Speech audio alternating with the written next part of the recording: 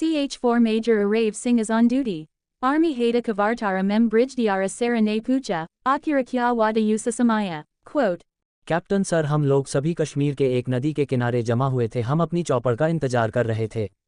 Major sir हमारे सामने थे, वो हमें मिशन पूरी होने की बधाई दे रहे थे। तभी एक गोली उनकी छाती चीरकर सामने आ गई और कुछ गोलियां उनकी पीठ पर लग गई।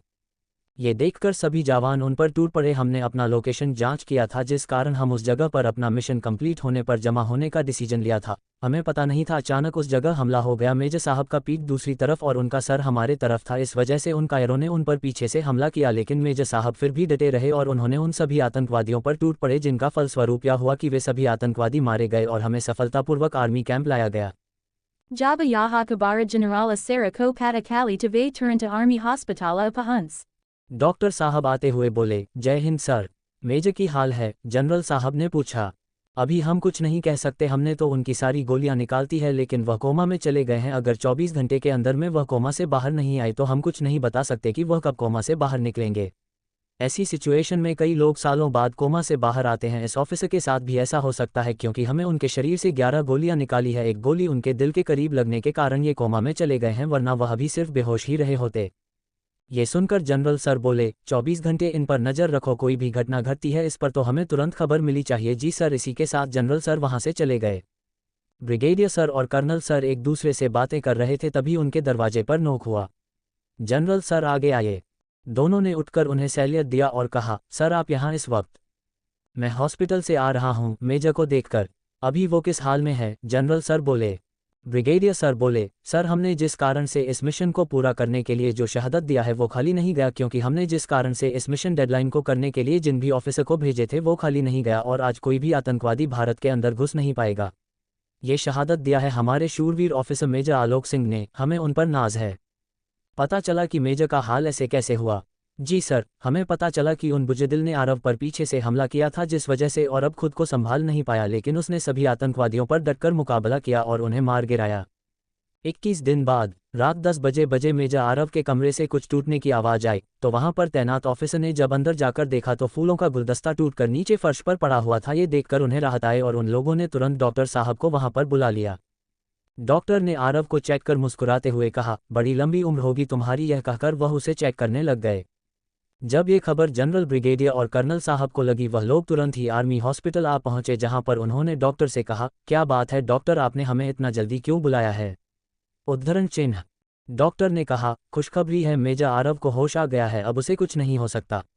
ये सुनकर सब लोग मुस्कुराने लगे और उन लोगों ने डॉक्टर से कहा, क्या हम अब उसे मिल सकते हैं? उद्धरण चिन्ह। डॉक्टर ने कहा, अभी वह दवाइयों की वजह से बेहोश में है, आप लोग 1 घंटे बाद मिल सकते हैं। ये सुनकर सभी वहां पर रखे बेंच पर बैठ गए और आरव के होश में आने का इंतजार करने लगे। जब आरव की आंखें खुली तो उसने देखा कि छत पर सीलिंग फैन लटका हुआ है और उसके हाथ में ड्रिप लगी हुई है, उसे चलन पानी चढ़ाया गया है, वह हॉस्पिटल के कपड़े में है। ये देखकर उसे समझ में आ गया कि वह अभी आर्मी हॉस्पिटल में है। तभी डॉक्टर अंदर आए और उन्होंने उससे कहा, क्यों जवान, क्या हाल है?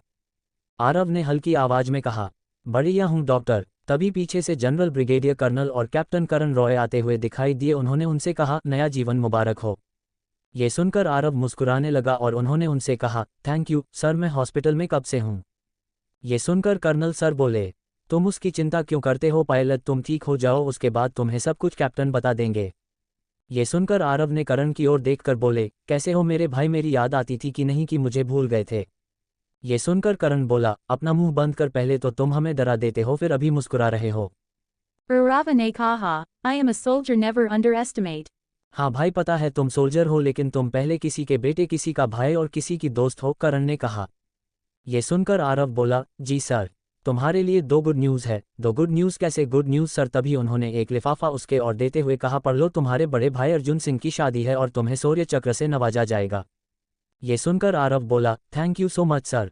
अरे थैंक यू मुझे मत बोलो, तुमने काम ही कुछ ऐसा किया है, इसके हकदार तुम हो, हमें तुम पर नाज है बेटा, तुम ऐसे ही काम करते जाओ और इस देश की आर्मी और लोगों की रक्षा करते रहो।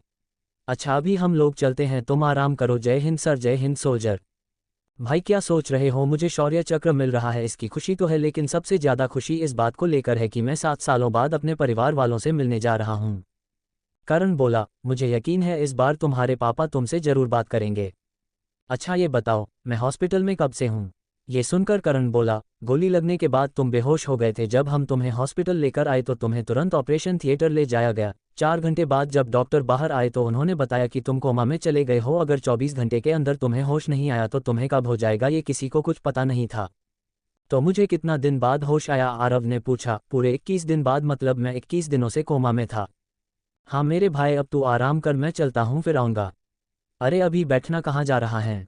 मेरा ड्यूटी का वक्त हो गया है, मुझे जाना तो पड़ेगा। और हाँ जल्दी से ठीक हो जाओ, मुझे तुम्हारा घर भी जाना है। ठीक है जरूर जाएंगे, चलता हूँ, बाय। ये कहकर करण वहाँ से चला गया और अब सोचने लगा, मुझे भी यही उम्मीद है कि मेरे पापा इस बार मुझसे ज़रूर बातें करेंगे। ये सोचकर आरव सो गया।